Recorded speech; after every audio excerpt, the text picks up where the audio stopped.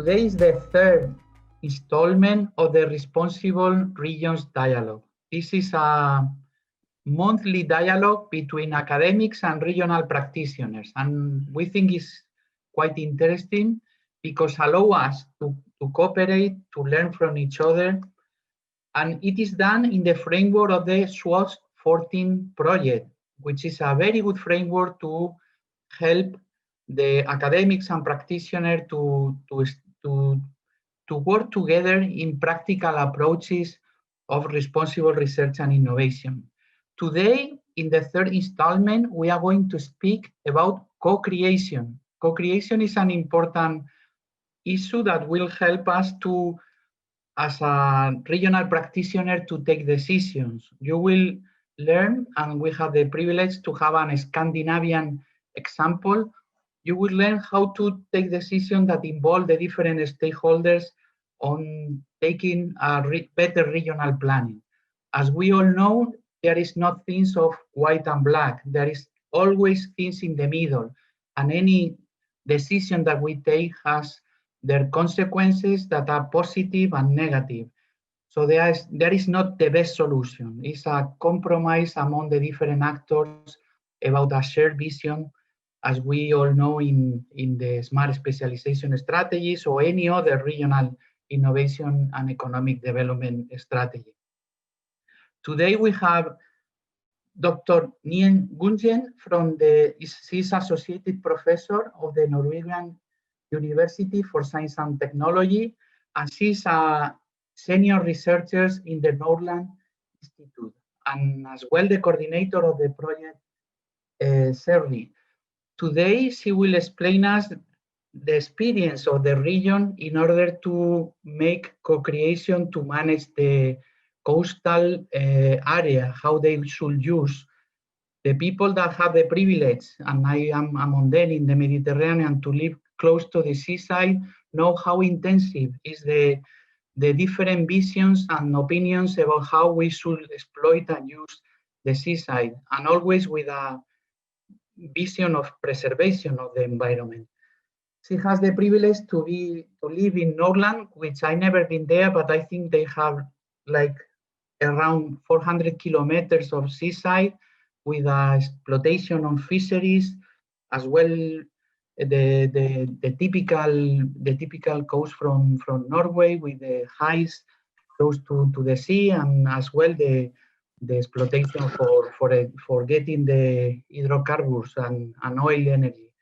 So I think there is a lot of things to plan in the seaside there, and we are going to see how the Scandinavian approach to do that, and it is really a privilege to have Madame Nhien Nguyen. After her presentation, we are going to change, and we will have a short question and answer session, and then later we will have two panelists.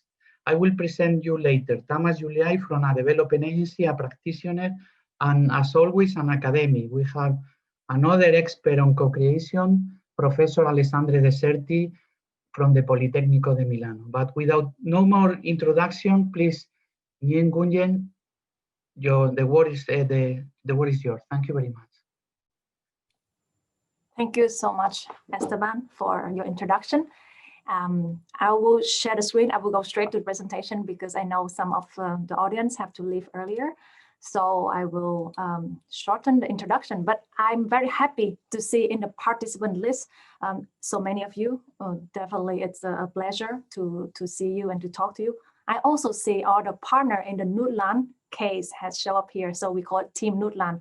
So we have a Team Nordland here, and I see that Eivind Somerset, I see Olga Mariusen, and I see Vivian Ida. So they both belong to three important actors in Nordland that contribute to the Nordland case. So I'm very happy if you later on you can contribute us if there's any observation you want to contribute. So let me start first with the Nordland case in SeeRRI. And thanks again for having me here to share with you our experience in integrating responsible research innovation into smart specialization strategy. We want to use co-creation with stakeholders as a method for regional planning. So my name is Nhien Nguyen. I'm from Nordland Research Institute, and this is where we coordinate the SeeRRI project.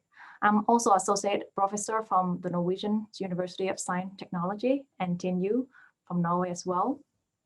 I will present the Nordland case, but at the end, I will provide some observation, general observation for other territories. So it's a generalized experience, how we can adapt the model to other territories as well. And we believe that in order to be a responsible region with a thematic focus of our webinar, we can start with searching for an approach to co-creating regional planning strategy together with stakeholders in the region. So that's the focus of my presentation today. Please let me know if you can see the slide change. Yes, it's going perfectly. Thanks. So regional planning, I think if most of us who involved in the process can see that it looks like a wicked problem based on definition, because it's so complicated. There's so many costs, multi-causal, which interdependent in each other. It has no clear solution because of multiple factors and uncertainty involved. Any attempt to address the wicked problem often lead to unforeseen consequence. So there's no clear solution. Then the outcome can affect many people. So the planner has no right to be wrong. There's no public tolerance for the failed experiment. That means the planner has to bear a lot of pressure. And luckily in literature, they propose some strategy, potential strategy to deal with the problem. For example, we have authoritative strategy. For example, few stakeholders who have the authority will define and solve the problem. So it's a top-down approach. Then we also have the competitive strategy, which means the search for power and influence via competition, and then who have more power and influence can lead the process. We also have the collaborative strategy, which refer to co-creation by many stakeholders and citizens, and literature had proved that this is the most effective method to deal with the wicked problem. But we all know that collaborative strategy is not easy. It's the most effective, but it's tricky and very difficult. In the worst case, collaboration can end very poorly. Dialogue can turn into conflicts or stalemate that we cannot move on. Therefore, we can consider is a mission, which is an objective of SeeRRI project, is to develop a responsible regional strategy together with portfolio of cooperation partner from both private and public sector. First, let me quickly introduce about SeeRRI projects. You can call it SeeRRI or SeeRRI. It's a short name for Building Self-Sustaining Research and Innovation Ecosystem in Europe through Responsible Research Innovation. Is a Horizon 2020 project in the SWAP program together with TeRRItoria. The idea of a SeeRRI project comes from an observation that not all innovation can be good for society. How can we create a responsible innovation regional ecosystem that can be applied throughout Europe? So with that goal in mind, 12 partners applied to the Horizon 2020 calls, proposing to use 3 cases, which is Nordland, Lower Austria, Catalonia, or B30, you can see in the map, as pilot region for building this self-sustaining research and innovation ecosystem. In brief, our approach to build such ecosystem start at 2 levels. We need both responsible actors in the region, which is responsible organization, and we need a way to develop a responsible regional development policy. And which means if we have the right people doing the right thing in the right way in the region, then the mission can be achieved. And that is our approach to build a self-sustaining R&I ecosystem. We applied the responsible research innovation, and there's several ways to define RI. The easiest way to look at the key, for example, gender equality, ethics, public engagement, science education, and open access. But we can also look at responsible research innovation as the 4 principles of a process to be inclusive, reflexive, responsive, anticipative throughout the regional planning process. And this is where SeeRRI applied. So we applied the principle process. We also look at the key But then the principle is the overarching framework that we try to implement. This is a very difficult task because different stakeholders will have different conflicting perspective, understanding, interests when it comes to co-creation. So we will explain later how we do it in SeeRRI. I just want to say one quick observation in the process that we don't have to, during the process of a project, we don't have to use the word RRI. We just need to apply the concept of RI. We call it RI action. And those concepts of RI need to be translated into normal language of the stakeholders, which they can understand and relate it to in the whole co-creation process. And this is how the SeeRRI regions apply the 4 dimension. Anticipation and anticipation dimension is applied through the foresight process. Reflexivity is applied when the stakeholders form the future by themselves, reflecting, learning, and sharing with each other. Responsiveness dimension is applied when the regional strategy are formed by responding to the societal needs represented by the stakeholders, and also SDG, sustainability goal in the region. Lastly, we apply the inclusive dimension by engaging the quadruple helix actor from the government, academia, business, and society in the SeeRRI process. And this is how the SeeRRI process model look like for responsible regional planning. There are 3 stages. The first stage is co-defining the regional challenge. And in this stage, we also include the mapping of regional research and innovation ecosystem and establish the core team. In stage 2 is co-designing the regional plan. And in this stage, we involve organizing stakeholder foresight workshop to create a shared vision and agenda, which will be translated into strategy. And then stage 3, we co-implement regional strategy. In the process of implementing the strategy, we also co-assess the potential change impact. And the whole regional planning process facilitates mutual learning between key actors. So that is an overview quickly of how it looks like. Here's the details. In stage 1, when we codify regional challenge, we have the thematic focus for the 3 regions, and in Nordland, it's responsible coastal management. And if you want to have a look at the other 2 regions, B30, look at zero waste, Eco Plus, look at CO2 neutral economy. And we do the mapping exercise to have a better understanding of the system. And most important, to identify the relevant actors to involve in the second stage. And we also established the core team, and this is very important for us to discuss, to brainstorm, and to practice co-creation in a small scale first.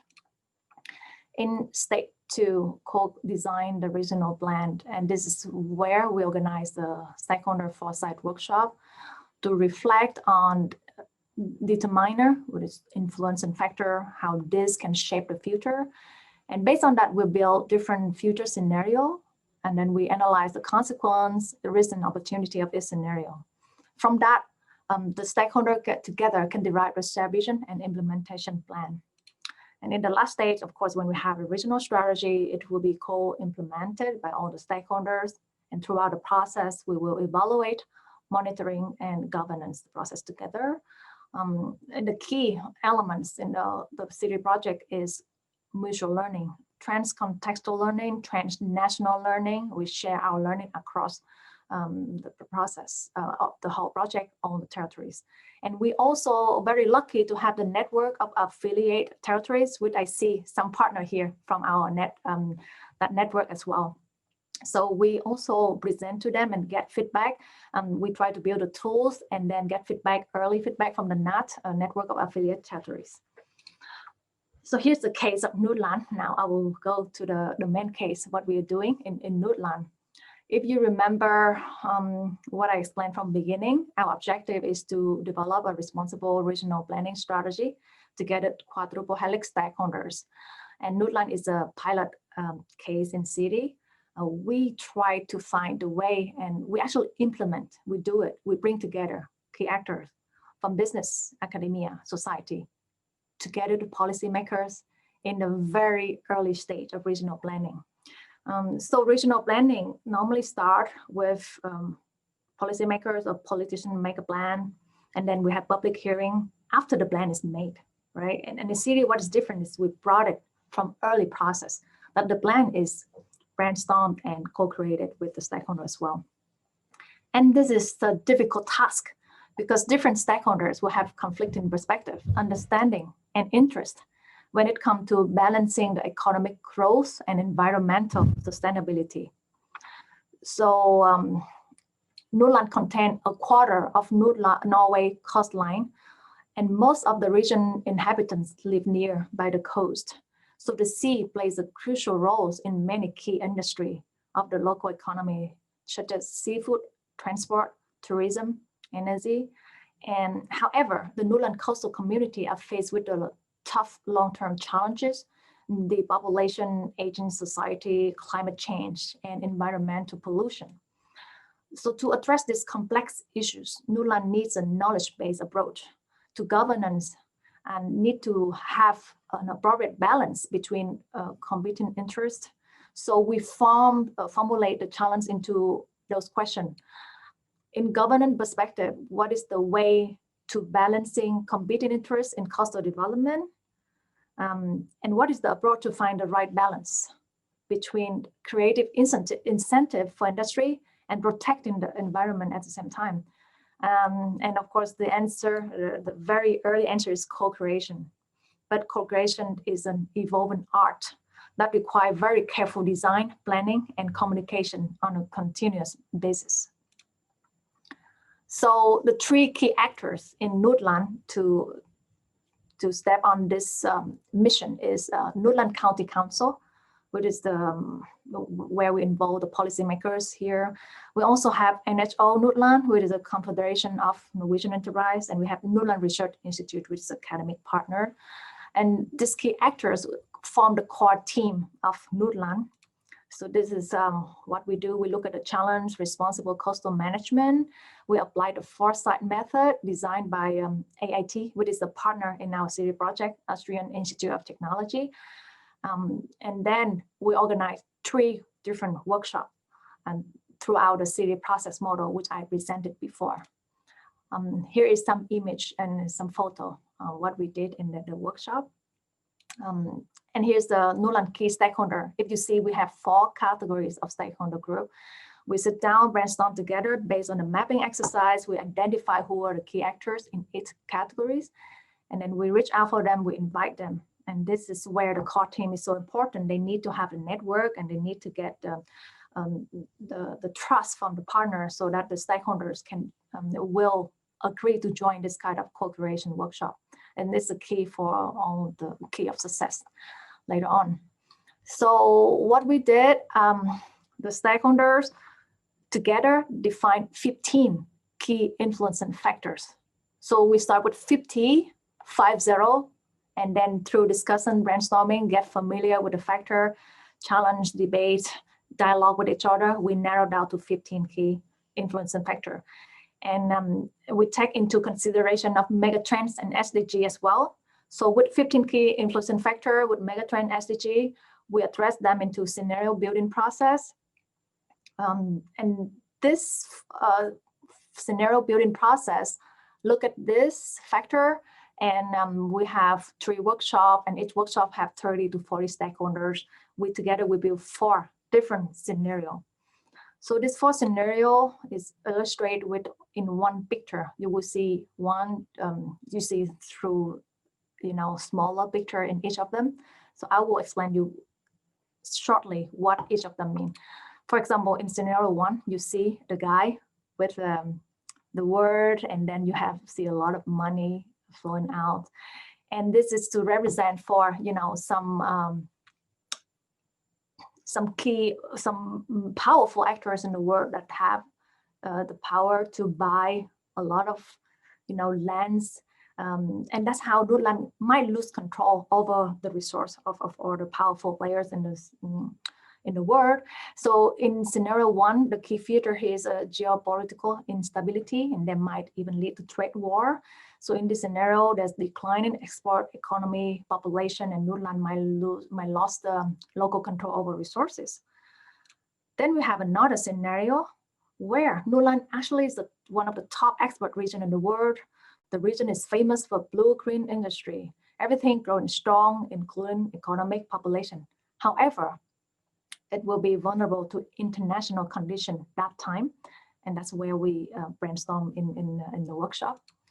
In scenario 3, which is a very interesting scenario, Nordland become an independent, self-sufficient ecosystem. If you see they in the bottle, that they can even survive if the world crashed down outside. However, because they close, there is no growth in population or no growth in the economy. So that's what we call closed, self-sufficient ecosystem. Lastly, scenario 4, where Nordland sacrifice economic growth for the sake of sustainability and diversity. So they try to balance the focus more on environmental sustainability.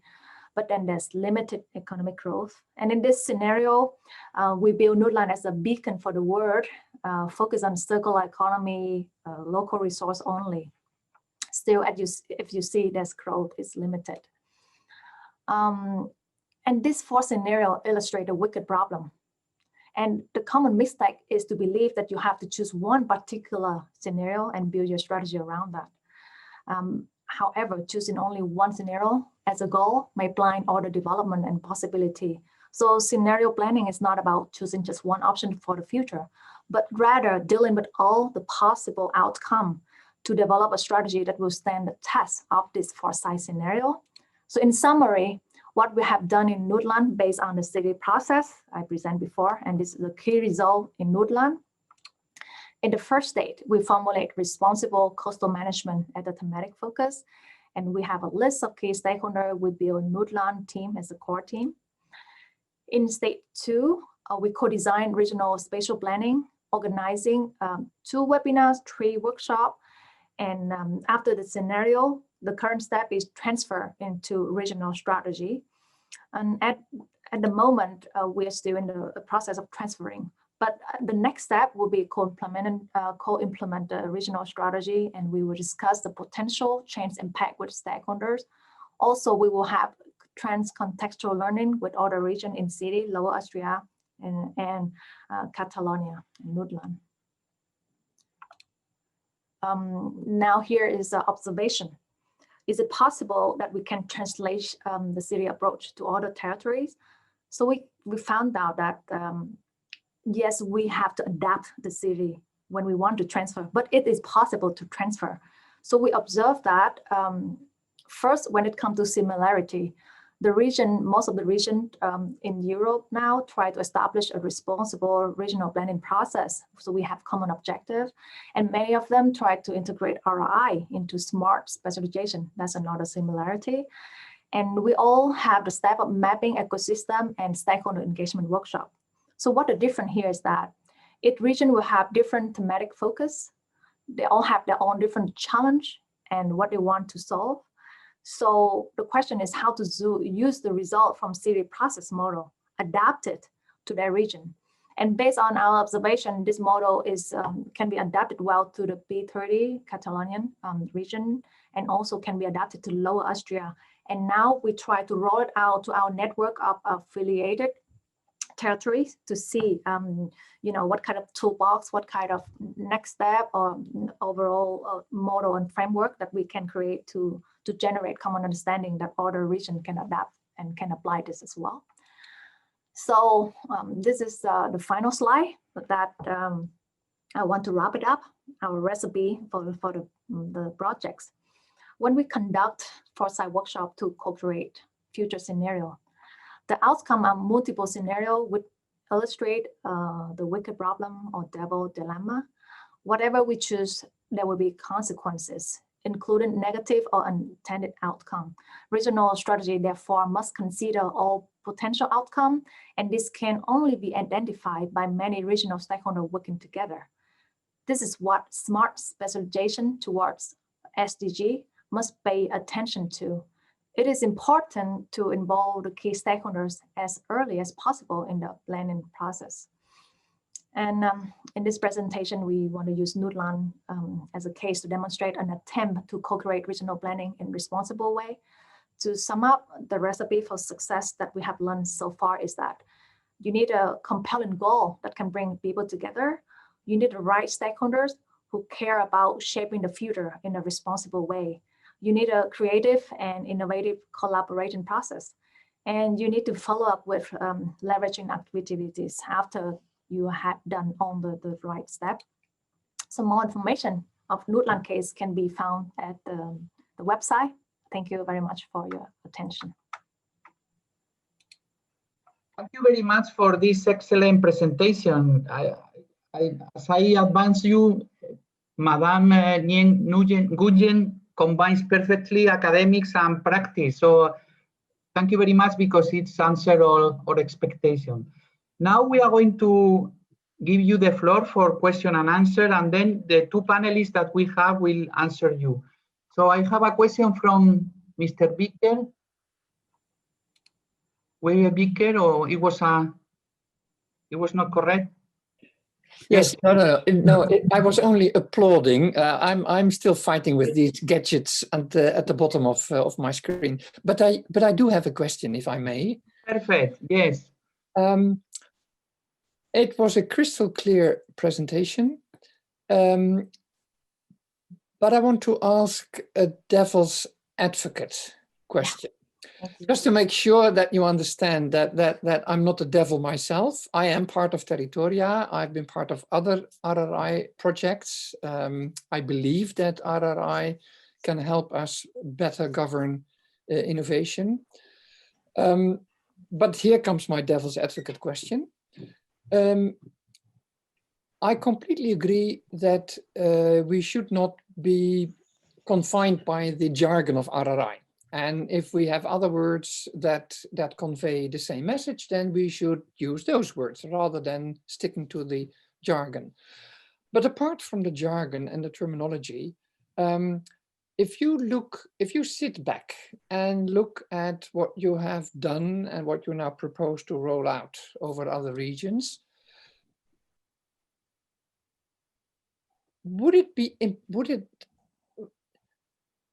is it impossible to do what you now propose, what SeeRRI has found, if you take out the elements of RRI? Would it have been possible, say, 10 years ago, to use scenario building, to use the wicked problem idea is much older than 10 years. Would it have been possible to do what you do now without using RRI? Put the other way around. Where are the crucial RRI elements in your approach without which it would not have been possible to do this? Thank you so much for the excellent question, and you have been an excellent devil. Of course, you're not a devil, but I think that question is really that's what I miss in the presentation, that I don't clarify so clear. So thanks for raising it up, and I totally agree with you. Without RRI as a framework, it's impossible to bring the key actors to organize this. So we should be. So I should credit RRI. And I think it's a very useful umbrella terms for two reasons. First is bring the people who want to be responsible, who want to conduct responsible action, gather people together to do some big thing. And second, it actually offers us so much literature and so much useful exercise would have been done before so that we can incorporate. So of course we use RI, definitely. We apply the framework, we use it in our daily communication between the core teams. But when we come to the stakeholders, we don't want to confuse them. Of course, we address to them, this project is apply responsible regional innovation method. And if you're interested in, we can give you a lot of details, but we don't bother, to explain, to teach them what it is. That's we do internal among ourselves, the core team. So to answer your question, without RI framework and what have been done, we could not do it. And I believe this field is still open, very new, and everyone try to contribute. And in our case, also just a pilot case to contribute to the field of RI. And we believe after that, when we can build the comprehensive framework, a clear terminology that been mutually agreed by many helix, quadruple helix, and then we can use that to communicate. But for now, it's all, communicate within the core team to make sure that we don't confuse the stakeholders. Yeah. Very clear. Thank you so much. Thank you. Do we have any questions, comments? If not, we are going to, yes, I see one question from Tamás Gyulai that will be a panelist, so he will make 2 interventions. Yes, Tamás. Yes, thank you. I just wanted to ask the following question. The COVID situation makes it really difficult to involve stakeholders, although it is very important. So we have identified a couple of problems, and I would like to know what is the experience in Norway, how you can still involve people in the discussions, in the processes, even if the physical meetings are not feasible at the moment. I think it's just a question for everyone. Thank you very much. And this is another experience we would like to share with you. So we plan to have the 3 workshops in March and then April 2020. And you know, that's the time when everything happened. And of course, we could not organize our stakeholder workshop at all.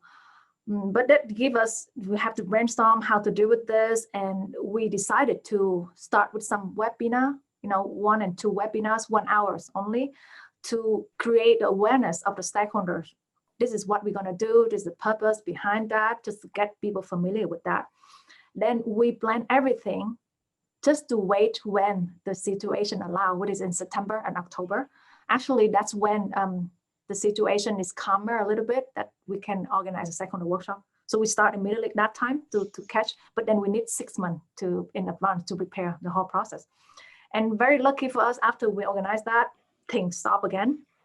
So we will have another follow-up stakeholder workshop in the spring, and we have to do it online. But luckily, the stakeholder workshop has been organized physically before, where people are familiar with the concept and what they were doing. So we hope that in the next step, when we have online workshop, people will not be, lose too much of content. But I have to admit, those kind of workshop for co-creation, if we just do it online, it will never be, it cannot get on the content and, the sauce out of it. It have to be meeting the face-to-face and to discuss and to interact, creating network. But still, webinar is a good way to go, and just wait for opportunities that we can organize. Otherwise, I think SISCODE, they have a very good online forms. And I think some of us will present later, the online tools for co-creation. And I think that might be applicable as well. Yes, well, if I may intervene, may I? Please. Well, I would like to. I know you will present SISCODE, so yeah, please go ahead. I would like, first of all, to thank for the kind invitation. I'm honored to be here.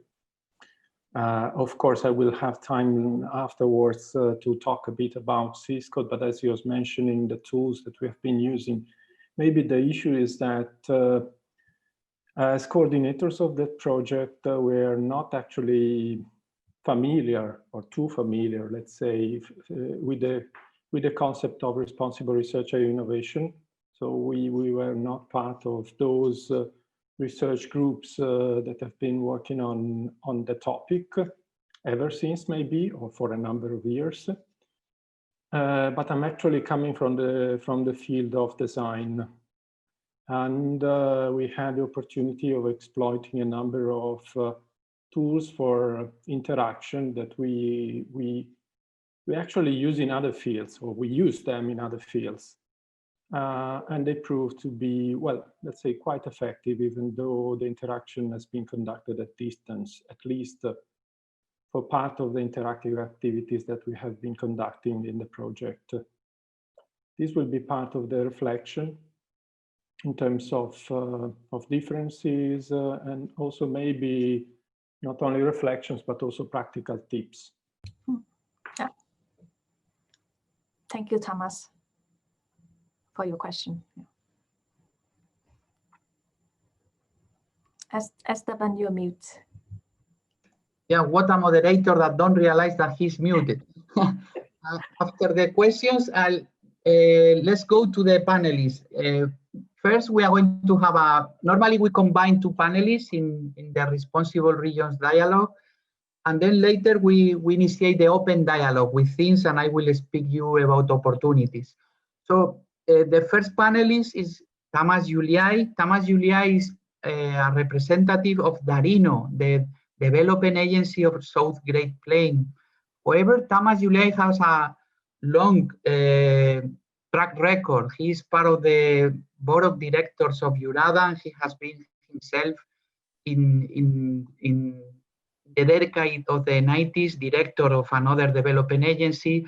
He has been working a lot between Hungary, Romania, where he knows very well the landscape of the regions and the innovation factor there, and also in other part of Europe as a part of the Enterprise Europe network. So Tamás, we would like to have your vision about co-creation in 5 minutes, then we will have the one from Professor Deserti, and then we will initiate the dialogue. Tamás, the word is yours. Thank you very much for being here. Thank you very much. I have some slides, but I will be very quick. If you allow me to share the screen. And thank you for the very good introduction, because it is really the core topic of my intervention, the cooperation between Hungary and Romania. I hope you can see the slides. Probably it should be maximized. Doesn't matter. Okay. What I wanted to speak about is we had a very interesting transvision project several years ago, where we worked together, not just partners from Hungary, Romania, and Serbia, but we were the reference region to work together with the large region between Belgium, Hungary, Belgium, France, Germany, and Luxembourg, and we had very useful ideas which we could use in drafting regional strategies and cooperation concepts in our region. And next step was to work together with Eurada, and I could speak about several initiatives, but since I have only 5 minutes, I jump to the Digital Innovation Hub cooperation, because this is a quite actual topic, in the sense that we have been working in Hungary, in Romania, for the last 2 years in creating the local regional unit of the Digital Innovation Hub network, and within the DIH World project, we are trying to build innovation corridors which go through that area. Innovation corridor would mean cooperating partners from the different regions. This slide shows the innovation points, so to say, that exists in this cross-border area. And creativity is very important here, because I will speak about responsible research and innovation only in the last slide, but the concept behind these cooperative actions, I think, are quite in line with the notion of responsible innovation. The concrete actions that we are doing are within the framework of the Intelligent Cities Challenge. This is a 2.5-year program which just started a few months ago, and it brings together more than 100 European cities, and luckily Arad and Timisoara, so 2 towns in the region, are active participants. And my last point, which is very relevant, I think, in also where we speak about examples from Norway, from a not EU member country. So my point is that in our trans-border region, we also have Serbia, and its northern province over there. And this is a region which participates in European initiatives, even though the country itself, Serbia, is not the member state of the Union at the moment. And the strong cooperation that we have, just this slide shows that some 8 years ago, when the first initiative of Smart Regional Innovation Strategy and Smart Specialization was developing in the Vojvodina region, it was a close cooperation from our agency in Hungary. So this cooperation is or has already been very fruitful in the last years. And my last point is the actual challenge that we have, and this is a truly responsible research and innovation project. That is where our objective is to bring knowledge and good practice from the western part of Europe, from Tampere and Karlsruhe, and these actions will be done in cooperation between the partners and a lot of interaction with the local stakeholders in Romania and in Hungary. And so that was the last slide. And before I close my speech, I would like to emphasize that creativity and culture go hand in hand. And in our region, TeRRItoria will be the capital of culture in 2 years' time. So it means that digitization and culture can go hand in hand in a couple of years in the region. So thank you for your attention, and I'm open for questions. Thank you, Tamás, for bringing us the vision of Central and Eastern Europe together with Serbia. When I saw 11 slides, I was afraid. I was thinking, Tamás is going to talk to us a lot. So without no more presentation, we have as well the privilege to have today another expert in co-creation. Professor Deserti from Politecnico di Milano is the coordinator of SISCODE, which is another project of responsible research and innovation focused on responsible research, on co-creation, sorry. The word is yours. So thank you very much for being here and giving us your vision about co-creation. Well, thanks again for inviting me. But first of all, I don't have slides, Esteban. I will, let's say, talk little about SISCODE, while I would like to discuss a few points from Nhien's presentation, and start seeing, well, let's say, similarities in the projects and the kind of conclusions that we are drawing, but also maybe not only similarities, also points of attentions. Briefly, SISCODE is a 3 years project. It's close to its conclusion, which will be at the end of April. It's based on combining different research streams. I will not discuss all of them, but I would point to one peculiarity of the project, that it includes experimentation. That is, beyond academia and researchers, we have a quite huge network of practitioners. We have 17 partners overall from 14 countries. And we have 10, we call them co-creation labs in the project, where we have been concretely, let's say, experimenting with co-creation for responsible research and innovation, with an idea in mind that is that co-creation is a non-linear process which involves actually a number of actors and stakeholders that are so across different phases, that are phases of ideation, implementation, and assessment of different things, which can be products, services, strategies, policies, and systems.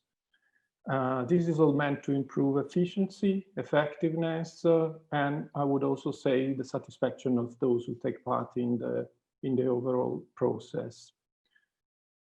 Co-creation has been already experimented in some of these fields. What we tried in the project is to combine the idea of co-creation with the concepts of responsible research and innovation, basically using co-creation as a means for operationalizing responsible research and innovation, for making it, let's say, concrete in terms of outcomes. And going to Nhien's presentation and starting from collaborative versus authoritative approaches, well, of course, you would say that co-creation goes in the direction of those collaborative approaches, but at the same time, I fully agree with Nhien. There's a matter of managing tensions that are bound to the diverse views and interests of those who take part in the process, but also to issues that are bound to shift of power, which are well known in some fields. So you have been quoting, for example, the general theory of planning, which is actually my original field. There from a long time, it is known that when you put together diverse actors and stakeholders, there's an issue of finding a convergence, particularly when situations are complex and problems are complex. I would say that here, starting from conclusions that we had in SISCODE, problem setting matters. So I also agree with the fact that you should be there from the very beginning with all these actors and stakeholders, not only in dealing with the challenge, but also in understanding what the challenge really is. But here I would add one point that comes straight from the field of design. That is that most often these situations you might find yourself in the condition that intentions and that there is kind of a mismatch between intentions and outcomes, or as we would say in a design process, between phases of ideation and phases of implementation. What we observed is that co-creation tends to be used in the phases of ideation, in initial phases, which happens frequently for all the things that you have to co-create. Because at later stage, what typically happens is that you need vertical knowledge. So co-creation is abandoned, experts jump in, and typically what may happen is that let's say good intentions fall short on the ground because those who were there in those initial phases are not there anymore in the phases of implementation. So early planning is fine, early involvement is fine, but I would say that it's not enough.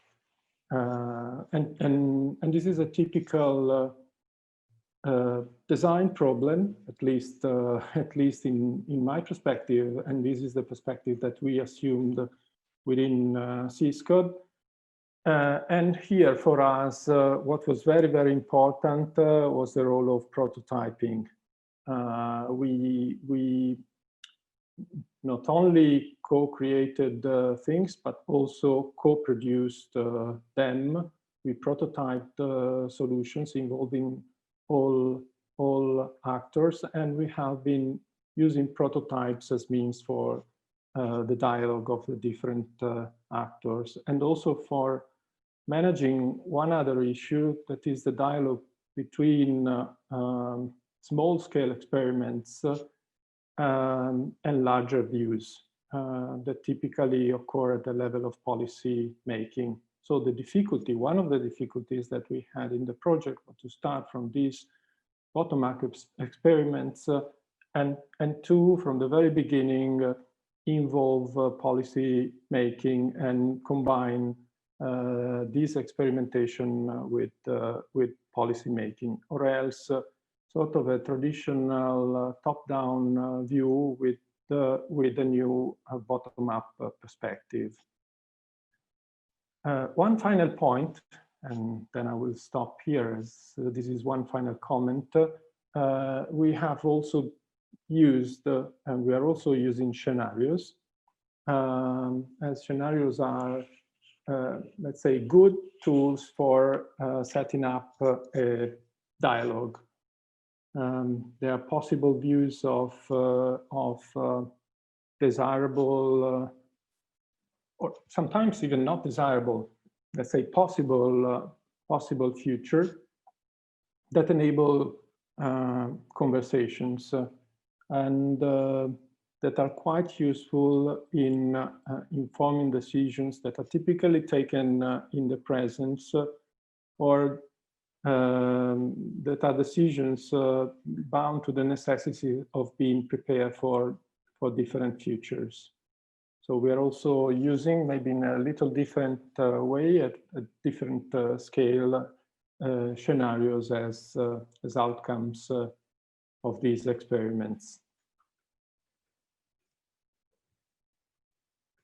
I'll stop here. Okay. I'm not sure if I was on time or not. You are perfect on time, and you have been very inspiring. In fact, I like very much what you said, that sometimes we involve stakeholders in the first phases and not in the implementation. And our experience, which are more connected with the smart specialization as development agencies, confirm that we are very much on the prioritization and developing the shared vision, and then later in the policy mix where we implement really the actions and the tools. And we always say that the devil is in the details. We use conventional mechanisms that is developed by us, and at the end we have very innovative approaches at the beginning, and then very technical and bureaucratic ways of implementing solutions. So thank you very much. At least is what I catch. So I open the floor to the dialogue and to listen to you if you have any comments, the people here.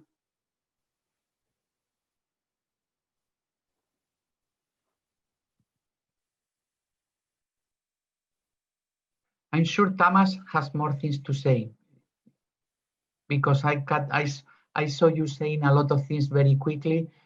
So my question is in the related to the current situation in Hungary, because I imagine that you are designing and implementing the second generation of smart specialization. How is done the co-creation? Because I remember in the first one, you were with Peter Marotti drafting and writing all the smart specialization. How is now? Do you have similar system of co-creation, of engaging stakeholders? Thank you for the question. I asked about the Norwegian example, especially because we are having that challenge ahead of us to involve people in the planning process. And the actual task that we had is to participate in the Intelligent City Challenge with a design process which will lead to the 10-year strategic concept for the city and its region. So the framework is a large-scale European initiative, but the implementation of it is the local action focused on the city and its agglomeration area. Of course, this local ecosystem is not new. So the regional immunization strategy that we first did several years ago is or was also a co-creation type of action. But I think that right now the resilience is the new and very relevant topic, because the professional literatures, the professional or scientific studies have been dealing with the concept of resilience, how to measure it in the social sphere. But in the last 1 year, I think that the European Commission is also put focus on resilience as an action or as a notion in regional development, and there are quite detailed recommendations about how to take into account in the strategic planning process this notion. So I think that this is an added element for the responsible research and innovation project like TeRRIs that we are at the moment working with.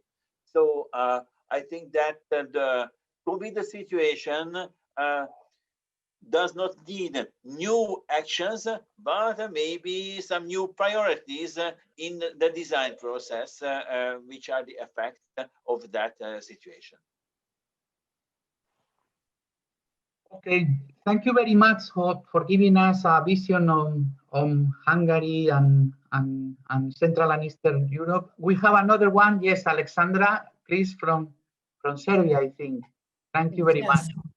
Yes, thank you very much. I was invited to this workshop by our coordination, my colleague Nhien, who from the SeeRRI project made a presentation on what we are doing. We are a third party there. So I'm here from Intersection. That is a regional action tank, which is involved in science and innovation and passing the knowledge to the society. Since my colleague from Hungary, Tamás, mentioned Serbia and Vojvodina region, I just wanted to add that we really think that smart specialization is an excellent tool here. And on top of what Vojvodina region did, as the first part of Serbia to have that strategy, Serbia itself as a country adopted its strategy in 2019. And it was also done in a co-creative manner with a lot of, with an interministerial working group, and then with a lot of companies and many others. But I really appreciate the comment given by the colleague from Hungary. It's very important to put it to the local level. So one of our experiences is that really it needs to be linked to other developmental tools that are existent in a certain territory. One thing is smart specialization, and in our case, it was focused on economic growth.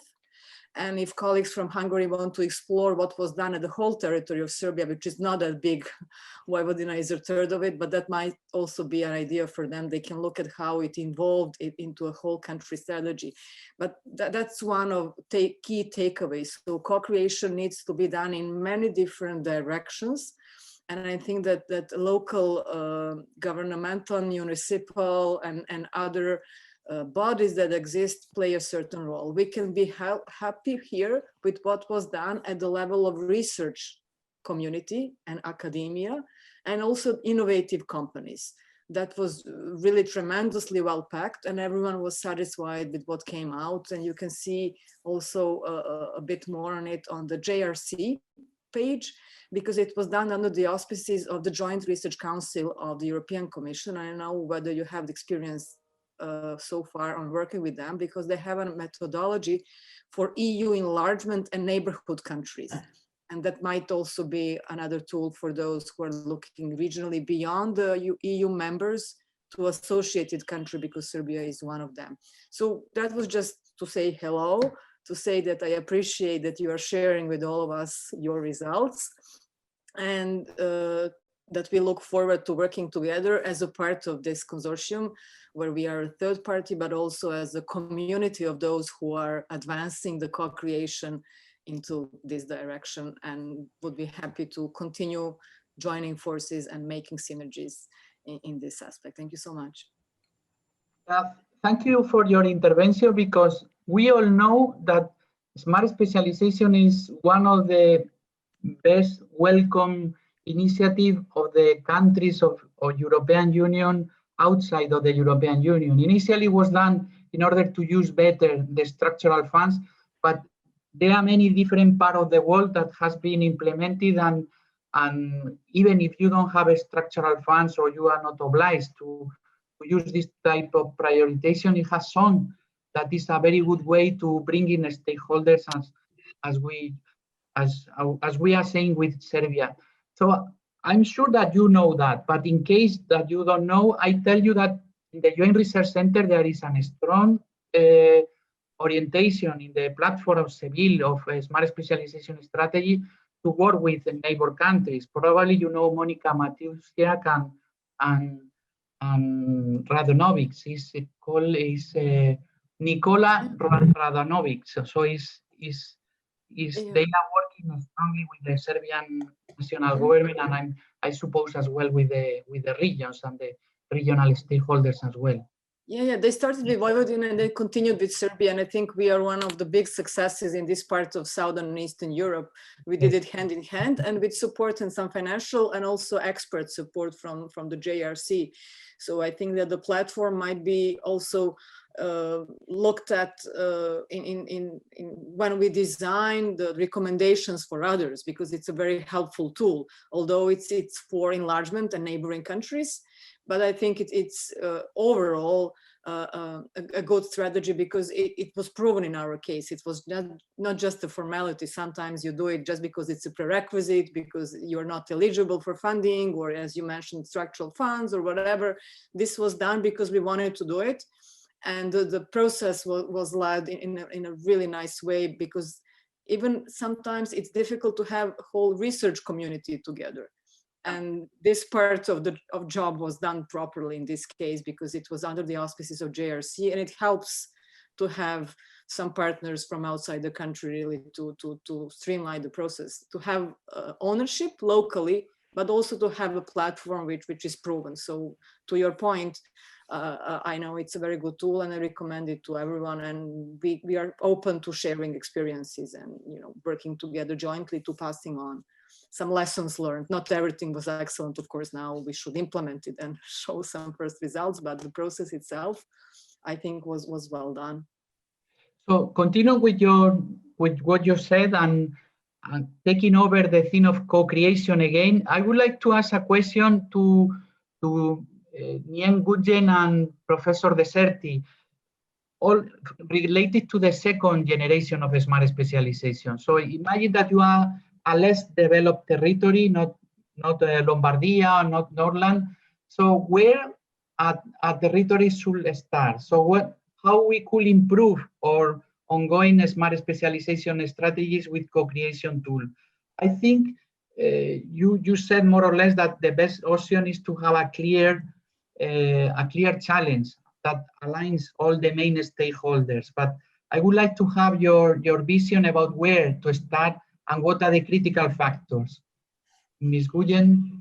Yes, thank you. I also raised my hand before because after Alessandra gave her excellent example from her case, I just want to emphasize that Alessandra also in the network of affiliated territories from SeeRRI that I present before. And I do see a lot of partner here from the network affiliates. So I just want to say hi, shout out to, I see Nina, Jacke, Olga, and Alexandra here. I also see Christina, who's our EU officer for the SeeRRI projects.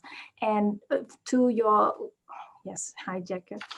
And I think what your question, Esteban, I think two things I would like to introduce or to address. First, what next with the Smart Specialization Strategy in the next round. And we all know that, and then second, co-creation tools. So for the first question about Smart Specialization, I know there's a lot of expert about Smart Specialization here. So please, contribute to my answer if you see something else. But in my understanding, every region will renew the cycle on the strategy of Smart Specialization after 4 and 5 years. We need to identify the new priorities, right? We cannot stick to and that's the whole point of exploration, innovative of smart specialization is we have to move on, find a new strength and new priorities so that we can emphasize it, and that should be the next step of smart specialization. And maybe 4 to 5 years, or I don't know, some region can have 8 years. And we have a real case in SeeRRI where P30 and Catalonian government, they build their second, the next round of smart specialization using our model. So that's what I can be positive about, that this can be a part of the tools to build a new smart specialization round. And I think we have document and report from Catalonian government how they did that, which I can share with you after the meeting, how they use the tools to create the shared agenda and to build a smart specialization round for the next round. And second, when it comes to tools, and we in co-creation, we have to identify 2 separate topics here. Let's say I have the network of affiliated territories. For example, Alexandra and other territories in our projects. What do we want to share with them? We want to share with them the model of SeeRRI model, but that's not the model for co-creation or for collaboration. We expect them to have the skill to co-create, to collaborate already. And we share with them the process for regional planning, how to integrate RDI into smart specialization. And that model, if we just share to every region who doesn't have the background knowledge or a practice or habit to do co-creation or collaboration, they could not apply it either. So there must be some existing fundamental understanding about the design. Like Alessandro say, designing process is an art. From the beginning, we involve them and how to implement with them. So that mindset has already to be there. And when we disseminate the new process model here about integrate RDI into smart specialization, they need to go hand in hand and to intertwine. And that's where I think the core team is very important, when they have to do extra work to think, to brainstorm how to combine the new model, existing model, the situation, the context. And in my observation, the success factor, as you said, the compelling goal, but then the collaborative, innovative collaborative process that need to be in place, that they need to really understand how to work together yet. Then we can apply the SeeRRI model on process of responsible region. So it's so many elements there as well. Yeah. Okay, so challenge and as well the model, like we see. Professor Deserti, what are your recipe to improve let's develop smart specialization strategies with co-creation? Well, I'm not sure if I have a recipe. Let me say that overall, what I see is an issue with policy-making processes. As you've been mentioning, the need to better connect regional planning with local planning and local actions. And that's, I would say, a multi-level governance issue, or else an issue bound to the way in which you set up the system and the way in which you set up, you build up policies within the system. My feeling, even though I'm not an expert in policy making, is that the policy making process itself should be more advanced, more experimental, but also in a sense bound to local conditions and to the local context. In this perspective, Europe is, well, a diverse place with sort of a unique background, but quite different cultures and traditions that come all together. What we learned in performing these experiments across Europe in 10 places that are quite diverse is that you have to give room for this diversity. That matters. That is to say that you may have one single overall process, which makes sense because there's an issue of replicability, but also there's an issue with assessment. If you do not have the same process, it would be difficult to then assess and evaluate differences in results. but at the same time, you have to leave some degree of freedom for contextualizing that process. And here, what mattered for us were the tools beyond the approach, as we relied on a fairly large set of tools, and at the local level, each network was able to adapt the same process to the local challenge, to the local conditions, to the local culture, to the local habits. Maybe it's not a recipe, but this is something we definitely learn throughout the process. Thank you very much. So if any more comments,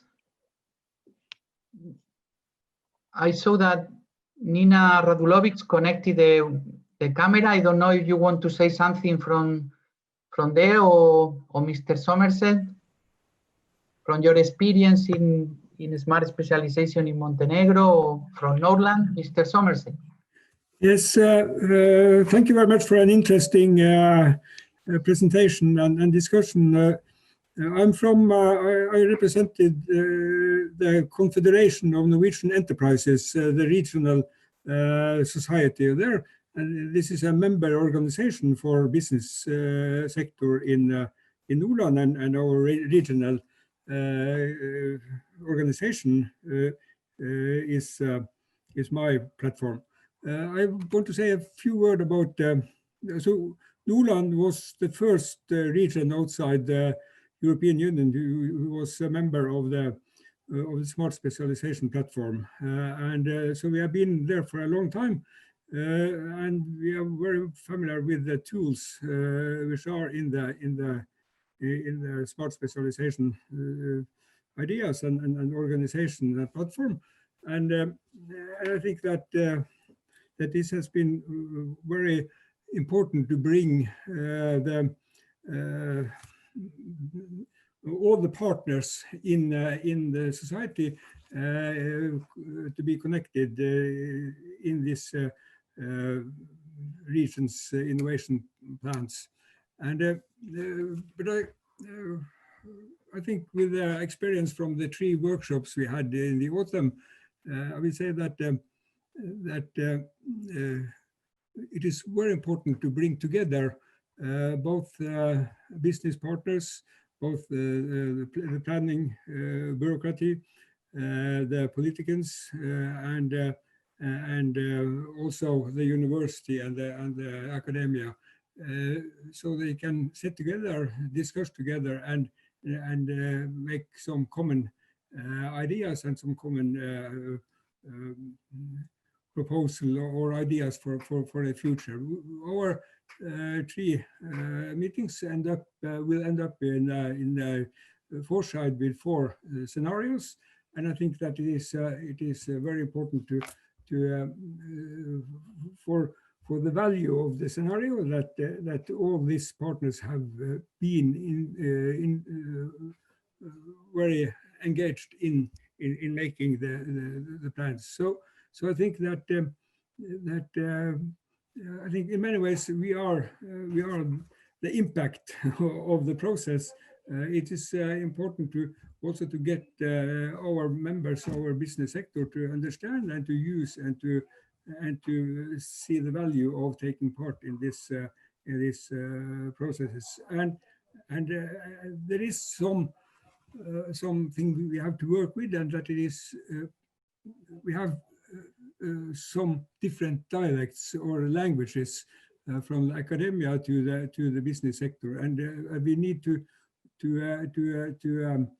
use time to understand each other in the right way. So I think that is one of the things that we need to have in mind when we work with these models. Thank you. Thank you to you for bringing us a complementary vision from the same territories, Dr. Nguyen. Thank you very much. So any more comments? If not, I'm going to give you the vision of the opportunities of RRI. More comments? No? So as every dialogue on responsible research and innovation, we finish with news interesting for the smart specialization and responsible research and innovation community. This time, in order to be better order, I tried to put in the chat a PDF file where you see the things that I am going to say, so you don't need to take notes. I hope you will be able to download the PDF file. If not, we will be very pleased to send to you. Just write us an email and we will send to you back. So in this moment, we have 3 interesting events in mind. So the first one is just in 1 week about gender, organized by another RRI project, a sister project called Resbios, the 28th of January. On the 3rd of February, we have an open lecture organized by the University of Leuven for Mr. René von Schauberg, a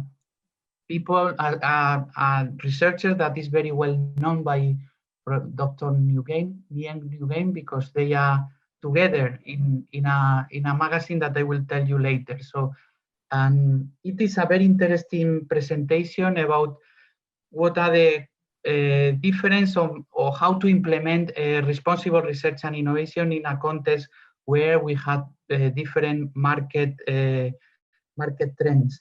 On the 21st of February, we will have another conference on gender. So it's the project Act to Gender. It will be on the 21st of February. We have included as well readings. As you know, there is a Journal of Responsible Research and Innovation.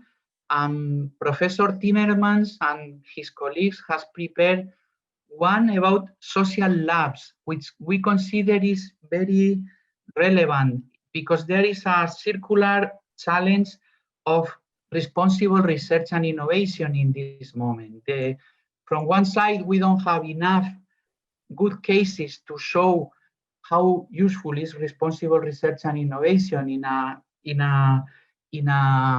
enough size. But from the other side, we need big cases in order to provide results on responsible research and innovation. So he emphasized the relevance to have social labs, which could be like the prototype solution of Professor Deserti. In any case, it's very interesting to read the article because shows how we could implement tools of responsible research and innovation in limited way, not in the whole region or in a big size. And as well, as you know, it's difficult to find a journal to publish articles related to responsible research and innovation. So there is a call for papers in one magazine is the learning organization, and the topic of the call for papers is institutional change for responsible research and innovation. It's something connected with what we are discussing today. So not only to design RRI tools, but as well to implement and how it can be, how are the changes. The editors is Professor René von Schauberg, that I told you is going to present an open lecture on February the 3rd, and Dr. Nhien Nguyen that we have here. I don't know if he wants to say something. You should send an abstract of maximum 500 words before the end of the month related to be published, and then it will be accepted and the full article at the end of July. Thank you so much. And I just want to add one very final point is that we want to facilitate RRI. And I think we have done so well in European projects. And we've done a lot at regional level as well. But for academic publication, it's not much effort. Yeah, there's some books, some journals, but then we should expand that, not just for journal responsible innovation. We should publish in all the journal to cross the bridge between different disciplinary. And that's why we make an attempt to create a special issues in the learning organization. So now the topic is institutional change.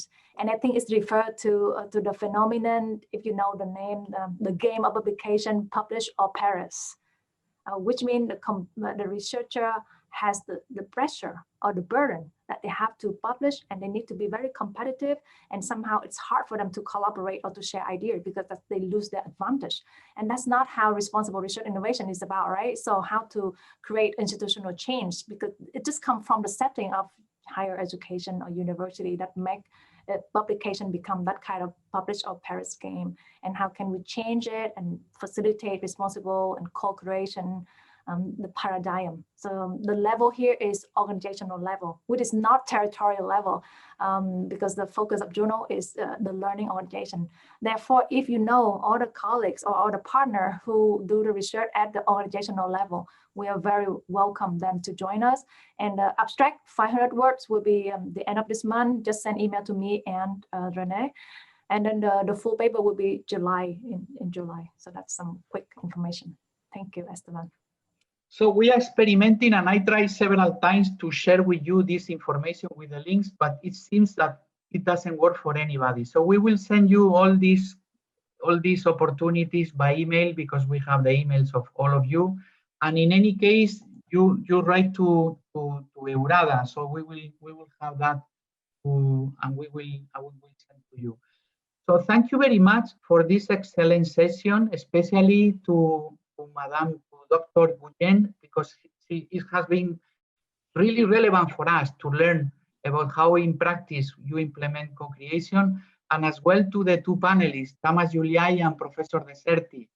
I personally learned a lot of things, and I hope that we will continue with the same level in the fourth Responsible Regions Dialogue that will take on the 18th of February. Is always the third Thursday of the month. So thank you very much. Thank you. Thank you so much. Thank you. Thank you, everyone. Thank you. Thank you all. Bye bye.